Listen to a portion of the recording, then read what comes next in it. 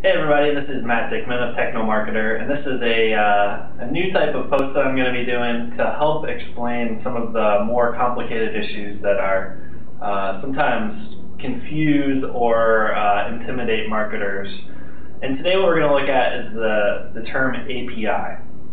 An API stands for Application Programming Interface. Basically what it is a doorway through which only people with the right key can pass. So, you know, if here's you over here, and let's say you're trying to access Google. Let's say you want to tie into Google Maps. And let's say that you're doing a mashup that includes your data and Google Maps data. Well, what the API that Google has written does is it lets you come in, it basically checks to make sure that you have the right key. And if you have the right key, it allows you access to Google Maps. Now what Google Maps is it's part of a library. So, you know, one of these books are, you know, you could read from maps. You know, geocode data. You can write to maps. So basically what the API does is it allows you access to Google's data in a controlled manner. It gives you as a marketer access to only what they want you to have, and it's limited per key. So one key can only have read map data access, another key can have access to everything. So what this API does, you basically send it a request that says, get map. The API looks at your key and says, do you have access to get the map? If you don't, it kicks you back an error.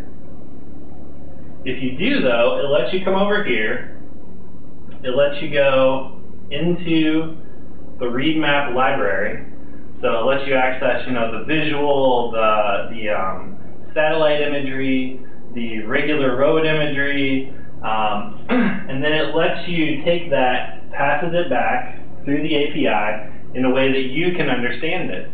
And all of that is documented. You know, from a marketing perspective, all you need to know really is what is in this library and how you can engage your users on your side with that data. So once it comes back over here, you know, you can build a map. Let's say it's Ohio.